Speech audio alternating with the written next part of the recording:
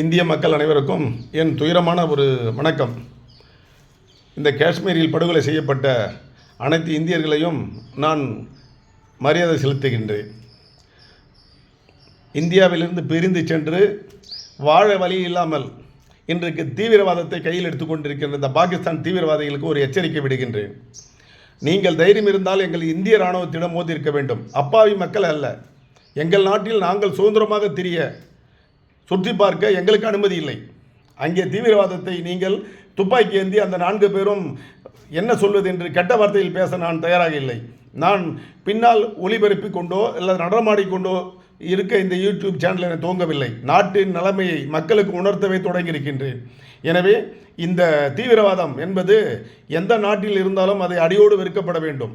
அது மட்டுமின்றி இந்த தீவிரவாதிகள், இந்த 4 தீவிரவாதிகளும் அப்பாவி மக்களை, அடே நாய்களே, உங்களால் முடிந்தால் ஒரு இராணுவத்திடம் போராடுங்கள், நாடாளுமன்றத்திற்கு வாருங்கள், எங்கள் பாரத பிரதமரிடம் போராடுங்கள். அதை விட்டுவிட்டு அப்பாவி மக்களை கொள்கிறீர்களே, என்னடா உங்களுக்கு?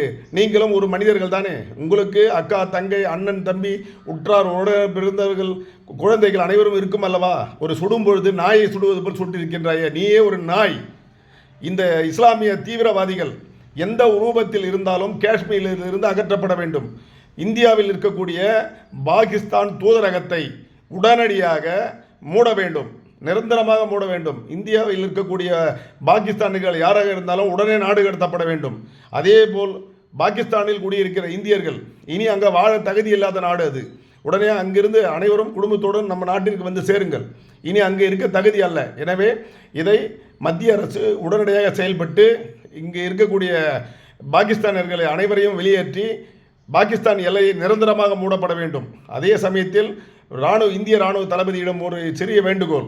ஐயா, சுதந்திர தினம், குடியரசு தினம், இஸ்லாமியர்கள் தினம், இப்படிப்பட்ட திருமணங்களில் நிகழ்ச்சிகளில் எல்லையிலே இருக்கக்கூடிய பாதுகாப்பு படையினர் ஒருவருக்கு ஒருவர் இனிப்புகளும் பிரியாணிகளும் மாற்றிக்கொண்டிருப்பதை உடனடியாக நிறுத்தப்பட வேண்டும்.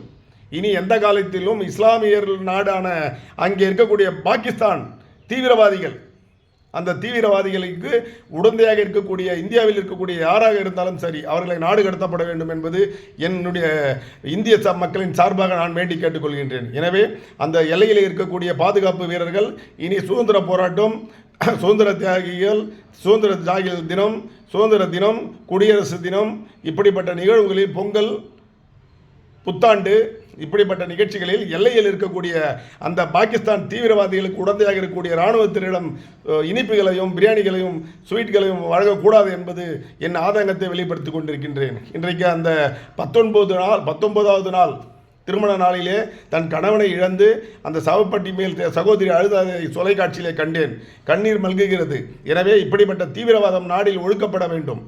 எந்த ரூபத்தில் இந்தியாவில் இந்த தீவிரவாத இயக்கங்கள் இருக்கிறதோ அவைகள் அனைத்தையும் நாடு கடத்தப்பட வேண்டும் என்பதுதான் எனது ஆதங்கத்தின் வெளிப்பாடு. எனவே நாட்டு மக்கள் அனைவரும் ஒற்றுமையாகவும் அமைதியாகவும் வாழ வேண்டும் என்றால் இந்தியாவிலே இருங்கள்.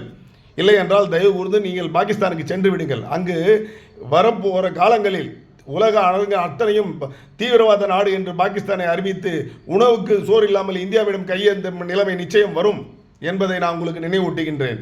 அனைவரும் தயவு கூர்ந்து எல்லையிலே இருக்கக்கூடிய இஸ்லாமிய மக்கள் அந்த தீவிரவாதிகளுக்கு யாருக்கும் அடைக்கலம் தராதீர்கள். இன்றைக்கு ஏற்படக்கூடிய நிலைமை, இங்கு ஏற்பட்டிருக்கக்கூடிய இந்திய மக்களுக்கு ஏற்பட்ட கொடுமை தான் உங்களுக்கும். என்று பார்த்தாலும் குண்டு வெடிப்பு, தீவிரவாதம், துப்பாக்கி சுடு, என்ன இது? மனிதன் கொள்வதனால் என்ன வந்து விடப் போகிறது? யார் அவர்கள்? பாகிஸ்தானுக்கு எதிரிகள் இவர்கள் இல்லையே. அமைதியாக வாழ விரும்பி சுற்றுலா சென்றவர்களை சுட்டிருக்கிறார்கள் அந்த நாய்கள். நன்றி, வணக்கம். மேலும் பேச எனக்கு அதிக கோபம் வருகிறது. நிறுத்திக் கொள்கின்றேன்.